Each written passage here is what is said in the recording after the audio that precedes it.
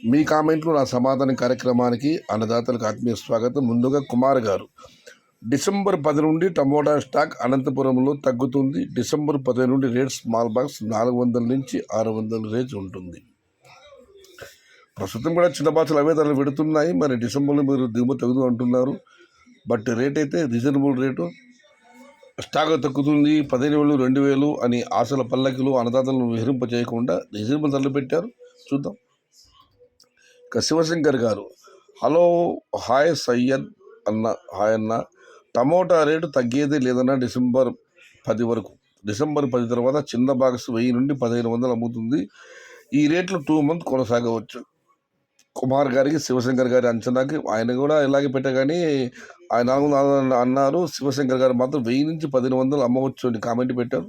But చూద్దాం, టమోటాలు ఏమన్నా జరగవచ్చు. టమోటా అంటే నేషనల్ కాదు, ఇంటర్నేషనల్.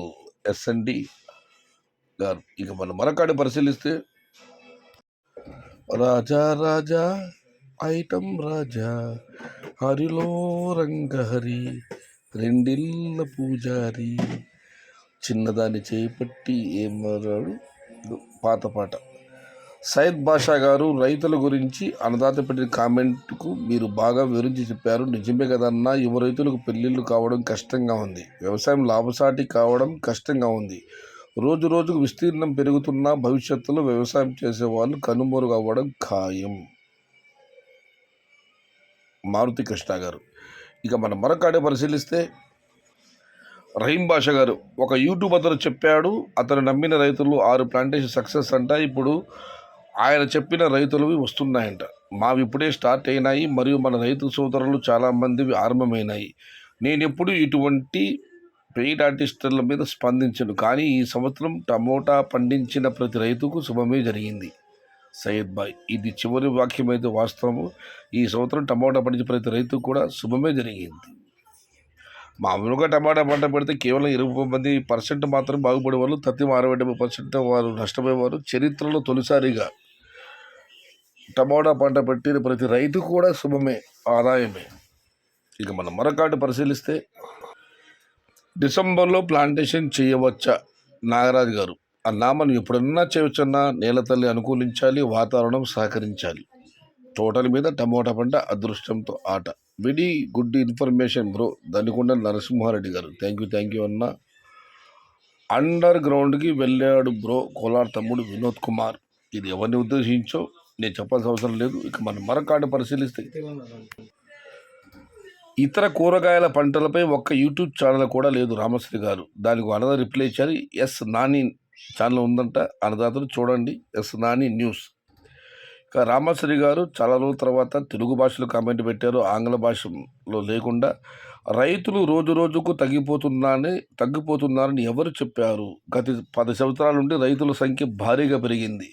టమోటా సాగు చేసే రైతులు ఎక్కువగా ఉన్నారు. టమోటా ధరలు ఎలా వస్తున్నాయో దేవుడికే తెలియాలి. ఇతర కూరగాయల పంటలు లాభదాయకంగా ఉంటాయి, కానీ ఎవరూ దృష్టి పెట్టడం లేదు. కొందరు వ్యక్తులు రహస్యంగా ఇతర పంటల నుంచి మంచి లాభాలు సంపాదిస్తారు, కానీ ఆ సమాచారాన్ని ఇతరులతో పంచుకోరు. టమోటా పండించేవారు కేవలం టమోటా పైన దృష్టి సారిస్తారు, మరియు కొత్త రైతులు కూడా టమోటా పండించడానికి వస్తున్నారు. టమోటా పంట 3 నెలలు 4 నెలల కాలం అంతే. అది చావో రేవో మొక్క ఇటువైపు అటువైపు తిరుగుతుందన్న. ఇతరాతర పంట అయితే కాస్త సమయం పడుతుంది. వేరుశనగ అయితే పరిమితమైన ఆదాయం. బొప్పాయి దానిమ్మ ఏవైతే కొంచెం టైం పడుతుందని, కానీ టమోటా యొక్క భవిష్యత్ మొత్తం 3 నెలల్లో క్లోజ్. కాబట్టి అందరూ టమోటా పైన దృష్టి సారిస్తారు. Good morning brother, all of you. యువకుడు ఎక్కువగా ఎక్స్పెక్టేషన్ పెట్టుకోవద్దండి, పంటలు జాగ్రత్తగా చూసుకోండి. యువకుడు ఎక్కువ అంచనా పెట్టుకోవద్దండి, కానీ పంటలు మాత్రం జాగ్రత్తగా చూసుకోండి అని రామంజులు ఎన్టీఆర్ గారు కామెంట్ పెట్టారు. గుడ్ మార్నింగ్ సయ్యద్ భాయ్, రహీం బాషా గారు, వెరీ గుడ్ మార్నింగ్ అన్న.